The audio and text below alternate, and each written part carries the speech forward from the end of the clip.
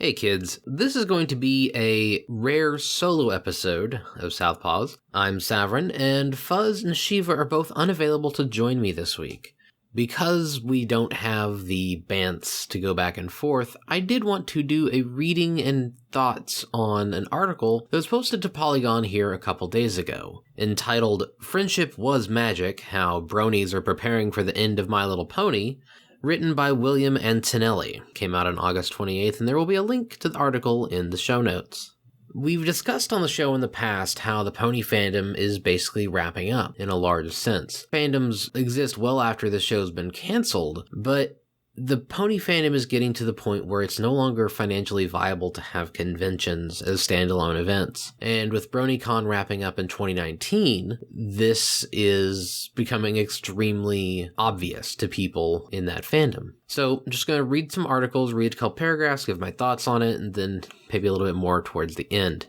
So, reading from the article, this July, an anxious haze hung in the air at BronyCon, the preeminent convention for fans of the television show My Little Pony: Friendship is Magic. The concern wasn't over the oppressive Baltimore heat, but a much more existential source, the end of Friendship is Magic, and the realization that the Brony fandom was mortal. In December, a series of leaks posted to 4chan/MLP board reported that Hasbro, the company behind My Little Pony, planned to air the 9th and last season of Friendship is Magic in early 2019, making room for an upcoming My Little Pony, quote, G5, unquote, the series' fifth reboot since the ponies debuted in 1982. These same leaks included concept art of the current show's characters redesigned for a new series, as well as unfinished versions of 6 unaired episodes in Season 8. All 6 of those episodes went on to air in their entirety, suggesting that the leaks were legitimate. Hasbro's official comment to Polygon is, My Little Pony: Friendship is Magic will be continuing for a 9th season, premiering in 2019. There are lots of exciting things in store for the My Little Pony brand next year and beyond, but we aren't ready to talk about anything further at this time. So, taking a quick cut there, that was a really interesting time in the pony fandom. Like, I was still peripherally aware of it because it was actually kind of exciting. A new season, a new series of horse with redesigned main characters and possibly a new thrust of adventure, who knows? And the fact that everyone's like, no, this is fake. Well, no, as the article said, it aired in its entirety and the episodes that were leaked were accurate. Basically, someone had gotten credentials for a server and just leaked everything everywhere. It was a mess. Moving on. The news left fans debating over what's to come. Much of Friendship is Magic's success came at how different it was from other cartoons aimed at young girls.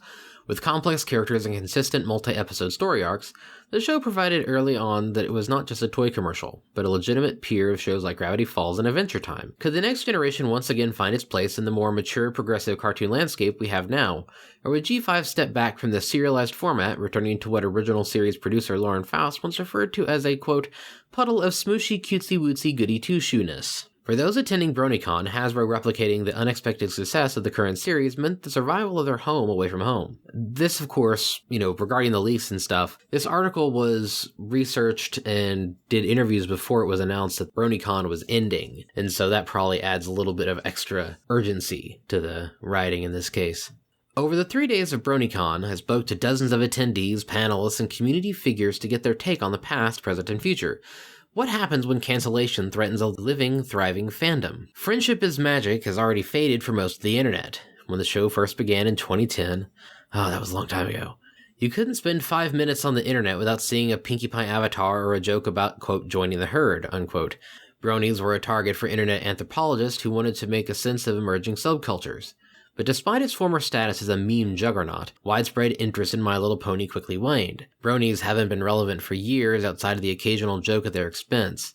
This has little to do with any decrease in the show's quality, but rather the natural flow of time. No meme lasts forever. It is unfortunate, inserting my own opinion here, that more often than not when you do see a pony avatar nowadays, it is attached to a reactionary idiot on the internet, and will probably not be someone you want to deal with. Which is a damn shame, because it's a cute show, and having Pinkie Pie be a red flag for someone threatening women on the internet or whatever else they do is very unfortunate. I've seen some people get very upset over the thought that bronies haven't been relevant for years, but the article writer isn't incorrect. You have to look at its massive explosion of being everywhere back in like 2012, having Hot Topic and Funko doing the horses before they decided, oh shit, we're going to do Funko Pops forever and completely drop making the nicer, bigger Funko horses. Oh, this is not an indictment of the quality of the show. It's just that people flit around from thing to thing, and bronies really haven't been relevant for that long. Probably the most successful thing they have right now is the comic series, and that's still going. But the show itself is not getting great viewership anymore. Fandoms, going back to the article, fandoms, especially ones built around massive franchises that keep pumping out official content, don't die out easily either. Outside of the spotlight, the brony fans who remain dedicated to the series have kept working, posting over 97,000 stories to the My Little Pony fanfiction site FemFiction, and over 1 million images to Derpaboru, the fandom's own image board. And a lot of those are porn. Then there's BronyCon. The convention began as a series of local fan meetups in New York and quickly grew into a yearly event, attracting thousands of attendees and special guests. This year's convention, held at the end of July, brought fans to Baltimore for the first convention since the end of Friendship is Magic was leaked. The question on everyone's mind this year was a weighty one. With the spotlight on the fandom largely snuffed, and the show ending soon, where do we go from here? It'll fade away, said Oswald, an attendee I interviewed outside the convention center on the first night of the convention. Oswald walked in with a group of 3 other young men in their late teens, all of whom wore a mix of My Little Pony and video game-inspired clothing. With the size of the brony community, G5 can't match that. They won't have the writers, the directors that made the show we watched good. His friend agreed. It won't be as big as it ever was, added one who goes by the name Killer Queen. The viewers, con attendees, it's all going down. There's evidence to his apocalyptic vision. BronyCon attendance has steadily slipped since its height in 2015, where it attracted over 10,000 guests. This year, attendance maxed out at 5,465. Putting together the time and money to travel to Baltimore each year may not be as appealing to fans as it once was, likely due to fading interest in both the show and the fandom. And I can guarantee you guys, this is a personal thing, their costs have certainly not decreased in the intervening time. Popular artist and voice actress Wubcake told me at BronyCon that she doesn't think the fandom will die, but at the same, has also put out an announcement to her fans that she now finds the show, quote, boring, and will now only be making art of the Equestria Girls spin-off. Meanwhile, Sathisto, editor-in-chief of the fandom news site Equestria Daily, has admitted that activity in the fandom has slowed down exponentially over the years. In 2011, Equestria Daily received more than 500,000 views each day, and in 2014 became one of the websites to be archived by the Library of Congress. Now, a significant number of fans say they haven't visited the site in years. Of the fans that do visit the site, most do to watch and discuss new episodes. In other words, 2019 may herald the end for his website, his primary source of income, and his way of life for the last 7 years. The numbers are dropping, said fanfic author Bookplayer, but the fandom will survive. Bookplayer, who has published novelists under her real name Emily Spawn, is an established figure in the shipping community. One of the most followed authors on FemFiction, Bookplayer is also a moderator of the site's Applejack x Rainbow Dash shipping group. When asked where she saw the fandom heading, Bookplayer admitted that she doesn't see it ever regaining the popularity it once had. But she also told me about the fandom she wrote fanfiction for before Friendship is Magic came around, the children's book series The Babysitter's Club. That series was 20 years old, she said, but there were still 20 or 30 people writing fics, shipping. They were not going anywhere. I still get notifications about people reading and liking my old fics. I don't think the My Little Pony fandom is going to vanish. It will survive, even if that means in 20 years there are only 20 people holding it together. With a laugh, she added, there will always be someone who has just watched the show and says, man, I really need to write a fic about those 2 horses kissing. It's a human urge. There's a long history of fandoms refusing to die, keeping themselves alive through sheer willpower of fans. In the late 60s, Trekkies proved that even without new official material to enjoy, fans could help keep the spirit of Star Trek alive. The fan campaigns ushered in a new era of movies and television for the long-lasting property. In the internet age, a quick Google search will unearth art, writing, music, any type of fan content for any intellectual property under the sun. That is why, as the end of Friendship is Magic approaches, many bronies have already come to terms with the show's cancellation and are adamant that it won't affect them. This is especially true for content creators.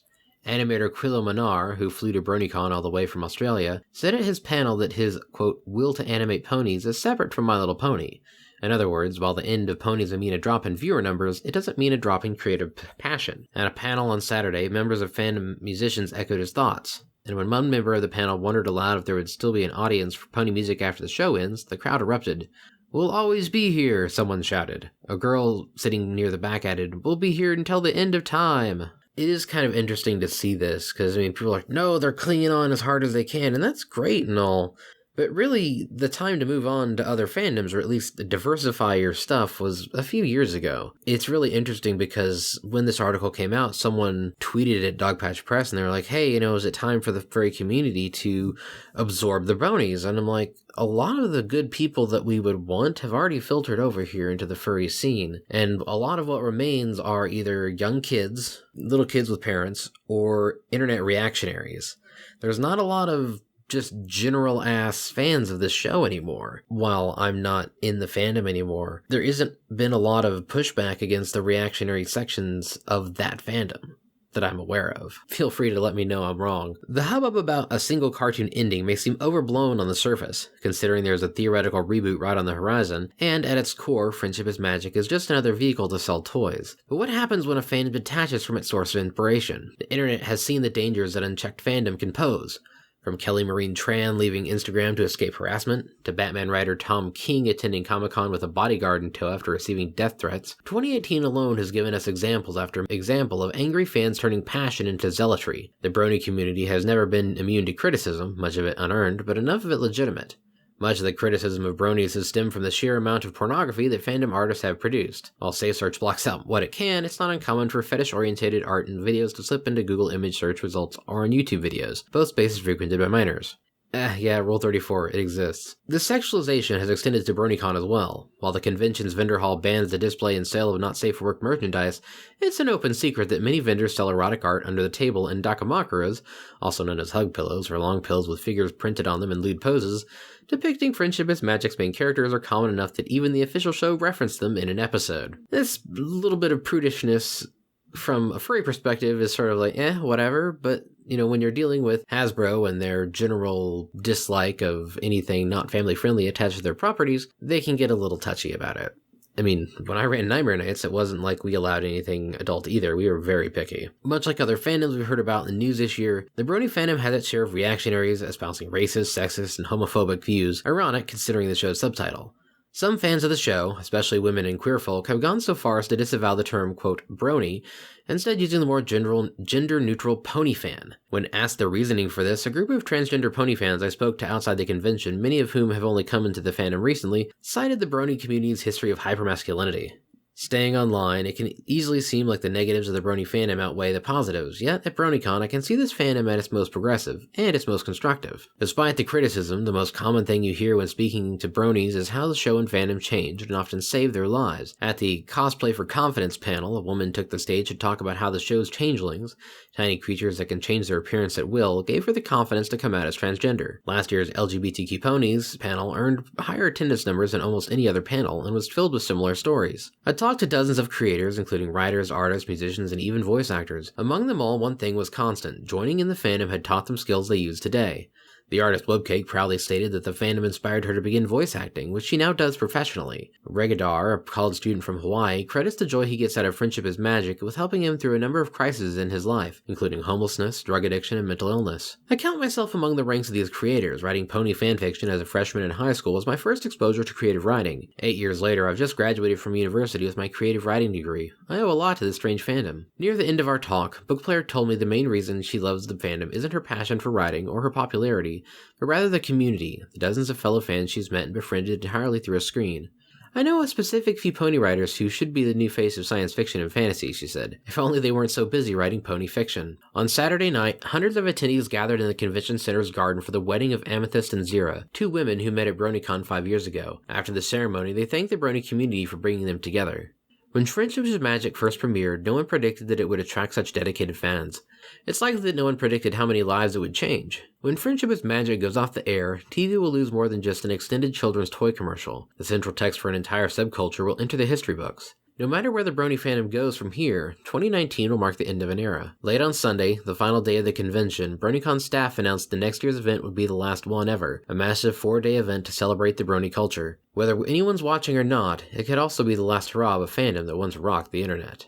So, that's the end of the article. And it is kind of sad. I look back on my time in the pony community with a sense of regret. I spent a lot of time and energy engaged in fandom bullshit, trying to do a podcast for that community and the petty tyrannies of people trying to, quote, control the fandom. It was such a big, massive pain in the ass waste of time. And then, of course, I started my convention, which is something I do take a great deal of pride in having done, because it ended up doing a lot of good, just in raw numbers for the charity that we did, and brought a lot of people together. But it is one of those things I look back on with a deep sense of sadness, and when BronyCon announced that they were ending, it just kind of made me feel that little twinge of regret. The fandom, it was such a big deal when I started, and there's some long gone episodes of this podcast where I was like, oh man, this is gonna be the new furry fandom, just you fucking wait, right? And I was so gung-ho, and to the point that me and old Flane decided we were gonna start our own podcast to get this pony bullshit out of our system, and then that went on to last 208 episodes. So it's this weird chapter of my life, which I've largely set aside, that is wrapping up. I haven't watched much of anything the last couple seasons of Pony, which is kind of a shame, but it's also one of those things that it has so much personal negativity attached to that I also kind of don't want to revisit it. Ultimately, I think the Brony fandom is going to be regarded as one of those quaint, weird things that existed for a while and then kind of faded away. It's not like the convention's ending is going to end the fandom. Equestria Daily is still around, FemFiction's still around, you can still post videos on YouTube, reading comics, doing comic dubs, overanalyzing the show, all that fun stuff. It's not going to end, and the Doctor Who fandom still existed for many, many years in the dark times, as Fuzz puts it, when the 8th Doctor and 9th Doctor gap was, and,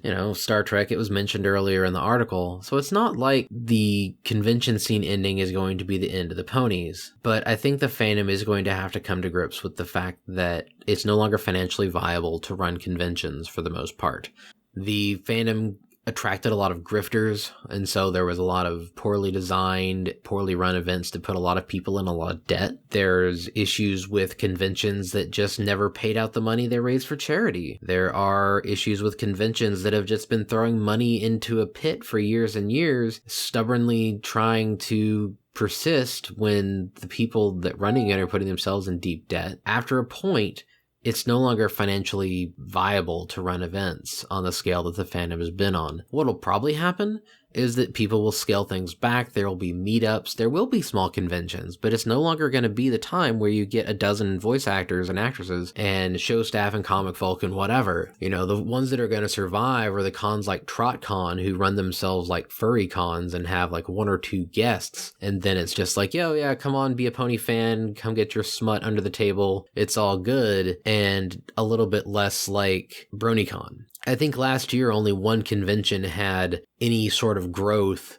and it was a convention that had a sub 1,000 attendee that gained like 40 people. It'll be really interesting here in 2019 when HarmonyCon launches here in Dallas, because that one is really trying to chase the ghost of Nightmare Nights incredibly hard. It's at the Crowne Plaza even. We'll have to see what happens, because I'll show up, I'll lurk around, but I'm not going to step in there. It'll probably pain me to do so, and people might recognize me, but it's just not something I have the mental fortitude to do anymore. So it's sad to see a fandom's light fading. It's not going to go out completely, but it is a time where pony fans need to consider what they're going to do next. If they're going to continue to be hardcore fans of this, or maybe branch out into furry, or maybe go to anime or whatever else. It's really unlikely for people to still be single fandom targeted nowadays, but you never know.